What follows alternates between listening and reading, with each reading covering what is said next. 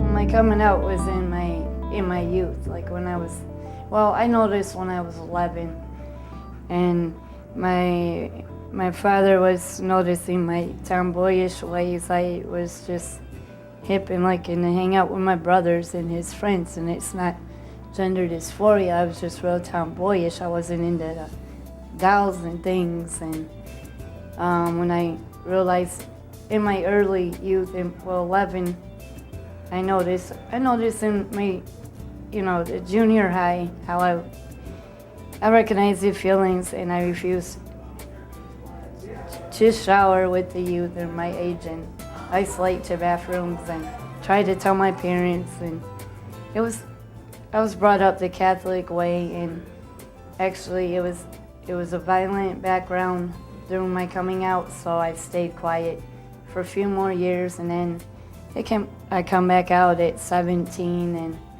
it was a violent situation at home. I was removed into domestic violence shelter, and then when I was on my own, 18 on up, I basically brought myself up in Detroit, trying to be myself, and went through some things. And so coming out wasn't always easy. A certain part of the family side that had a violent background, if we come out, it's not in my house, or what happens in my home stays in my home if it did come out.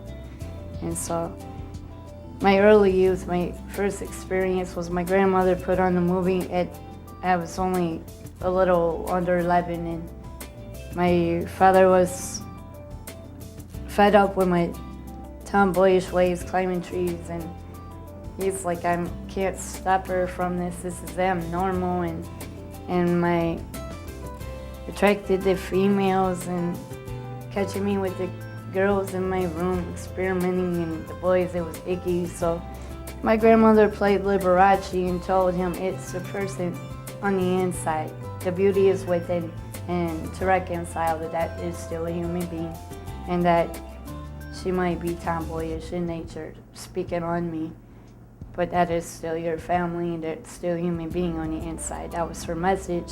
It's turned around to the positive since I've become an adult, and through my coming out more here, since I got more involved with affirmations, a little over a year ago is when I met my Esper here, just a little over a year ago, and we're now engaged.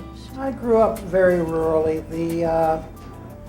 The farmer next door to my parents' home literally had 2 cows for every human being in town, so it was very much a closeted situation, attempted to closet, but at the same time, by the time I was probably 5 years old, everybody in town knew that I was cross-dressing, and for a while I tried to deny it, and I went into the service at a very, right out of high school, and became military police and spent some time in the service.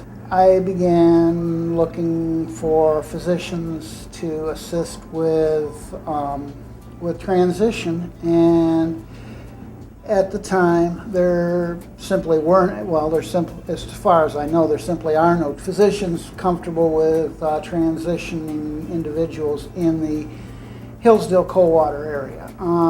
In fact, I've had one physician explain to me what God thinks of faggots, why God put AIDS on this planet, and if I don't get out of his office, he's calling the police on me because I wanted to begin hormone therapy and transition. Eventually, I became